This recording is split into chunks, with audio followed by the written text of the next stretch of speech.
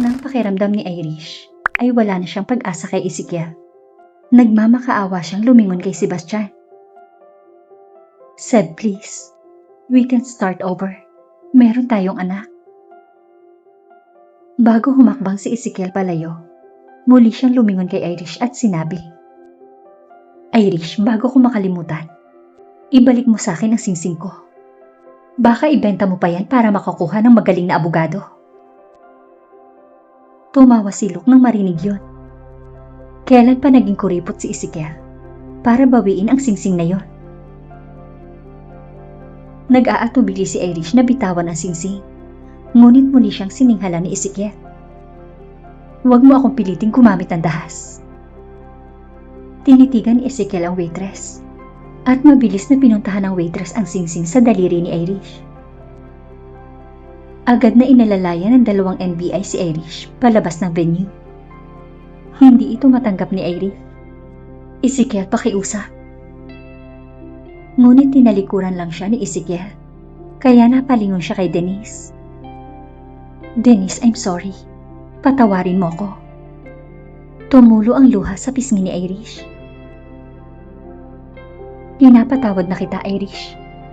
Ngunit ang aking hindi pa isinisilang na anak ay kailangan ng hustisya. Wala nang pag-asa, kaya nilingon ni Irish si Sebastian. Seb, please, alalahanin mo ang lahat ng magagandang pagkakataon na magkasama tayo. I'm sorry, Irish, pero wala akong maalala. Malamig na sabi ni Sebastian. Nang sandaling iyon, ibinalik ng waitress ang singsing kay Ezekiel.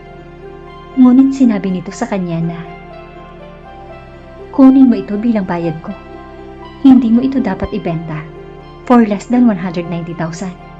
Sana ay maging maayos ang nanay mo. Ang waitress ay natulala sa kabaitan ni Ezekiel at lumuhod sa harapan nito. Salamat, sir. Maraming salamat. Magiging masaya ang nanay ko. Naway pagpalain ng Diyos ang mabait mong puso. Natapos ang palabas at si Denise ang unang umalis. Natural na tumayo si Rash, Raymond at Casey nang biglang magsalita si Ezekiel. Sarah, pagbigyan mo sana ako. Hindi nakakibo si Sarah ng ilang minuto.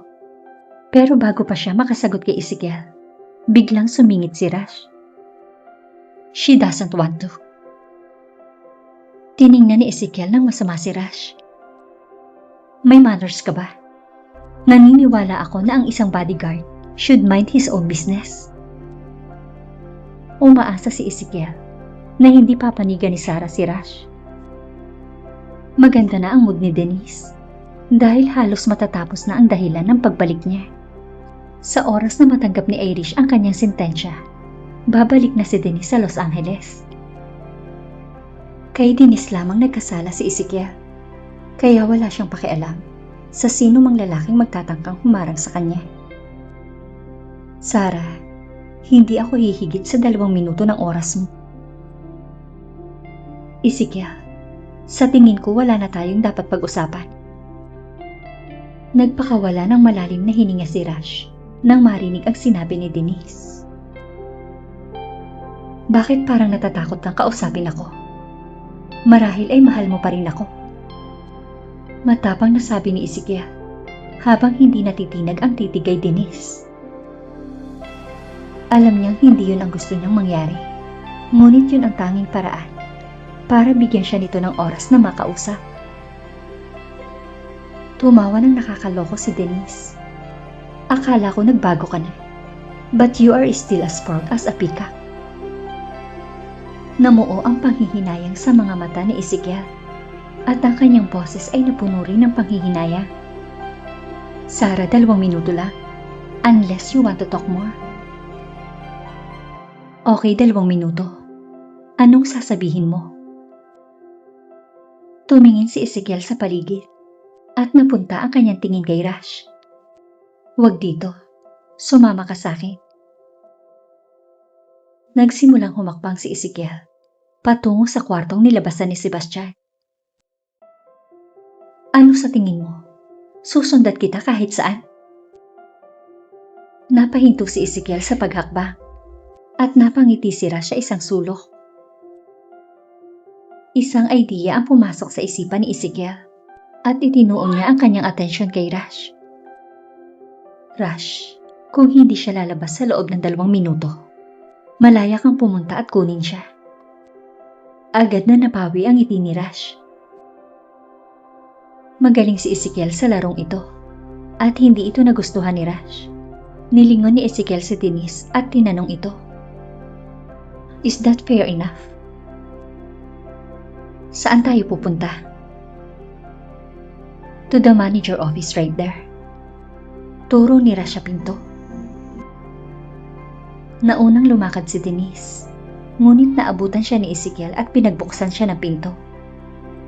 Yun ang kauna-unahang beses na ginawa ni Ezekiel para kay Sarah, ngunit huli na upang matunaw ang isang pusong bato. "Maupo ka." Iminuestra ni Ezekiel ang upuan sa opisina, pero nagmatigas si Denise. Ang 2 minuto ay hindi gaanong matagal. Mas gusto kong tumayo. Napangiti ng mapait si Ezekiel habang nakatayo sa harapan ni Sarah. Ang mga tao ay tumatanda sa paglipas ng panahon, ngunit tila ang panahon ay mas naging kahanga-hanga sa kanyang dating asawa, at ang tanging nagawa niya ay titigan ito. "Napakalaki ng pinagbago mo," sa wakas ay nasabi ni Ezekiel. Bahagyang nataranta si Denise. "Hindi yan sapat na dahilan para sermonan mo ako dito." Labis na mabigat ang panghihinayang sa puso ni Ezekiel. Nagsimula niyang sabihin ang dahilan kung bakit niya ito dinala sa pribadong silid. "Sarah, ang pangunahing dahilan kung bakit kita dinala dito ay para humingi ng tawad." Saglit na natigilan si Denise ng ilang segundo. Hindi kailanman humingi ng tawad si Ezekiel. Hindi niya ito naririnig dito sa buong taon ng pagsasama nila. "I was horrible to you. At sa palagay ko ay hindi ako karapat-dapat sa iyong kapatawaran."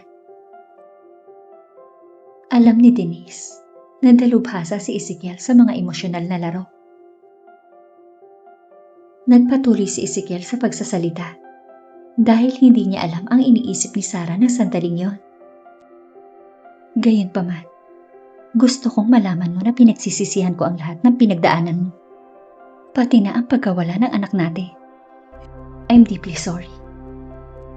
Sabi ni Ezekiel na may tunay na panghihinayang. Pansamantalang hindi nakapagsalita si Denise. "Hindi ko ini-expect na maririnig kong sabihin mo ito. Pero hindi ako mahirap kausap, kaya pinapatawad na kita. Isasara ko ang kumpanya ko at babalik ako sa Los Angeles pagkatapos kong mag-shooting sa sunod-sunod kong pelikula sa loob ng 1 buwan." Pagsisiwalat ni Denise. Gusto niyang malaman ni Ezekiel na hindi siya pumunta doon para dito. Nalungkot ang ekspresyon ni Ezekiel. Hindi niya ito inaasahan at nakaramdam siya ng kakaibang kahungkagan mula sa balitang tumama sa kanya. "Parang tumatakas ka. Natatakot ka bang habulin kita?" Tanong ni Ezekiel sa malambing na tono na ikinagulat ni Denise. Totoong nagbabago ang mga tao, ngunit gaano kabilis ang pagbabago ni Ezekiel? Nakakalungkot, ngunit huli na ang lahat. Isang katotohanan na ayaw ni Denise na malapit kay Ezekiel, ngunit hindi niya ito maamin. Wala itong kinalaman sa'yo. "Sarah, pinaimbestigahan ko ang kamatayan mo at mayroon pa akong mga mata sa paligid mo. Ang iyong mga pangunahing kumpanya ay narito lahat. At ang tanging dahilan kung bakit nasa Los Angeles ka ay dahil sa akin." Nag-iba ang ekspresyon ng mukha ni Denise. Para siyang libro na binabasa ni Ezekiel. Habang kinakausap niya ito, mas alam niyang kailangan niya itong layuan. "Ang iyong mga kumpanya ng fashion doon ay magagawa ng wala ka. At ang iyong mga pelikula ay kinukunan sa iba't ibang lungsod at bansa. Ibig sabihin, maaari kang magtrabaho kahit saan. At anong punto? Malamig na sabi ni Denise. Ngunit nagpa siya si Ezekiel. Napunan ang kanyang isipan ng mga alaala ng pagngiti nito sa tuwing dumarating siya. Hanggang sa gabing nakipaghiwalay ito sa kanya. Kung gusto kitang habulin, Sal, hindi ako mapipigilan ng distansya. Maaari kong bilhin ang bahay sa tabi mo at iset up ang mga bagong kumpanya ko malapit sa iyo. Kaya kong i-stalk ka kahit saan at anumang oras. Malambot ang tono niya, pero puno ng kaseryosohan. Napanganga si Denise. Noong nakaraan, siya ang humahabol dito para bigyan siya nito ng atensyon. Iiwan mo ang mga negosyo mo para sundan ako. Hindi na naituloy ni Denise ang kanyang sasabihin dahil sa tingin niya ay nabawasan ng ilang tornilyo ang utak ni Ezekiel. Your 2 minutes is far spent. Itinaas ni Ezekiel ang kanyang relo para tingnan yon. Meron pa akong 5 seconds.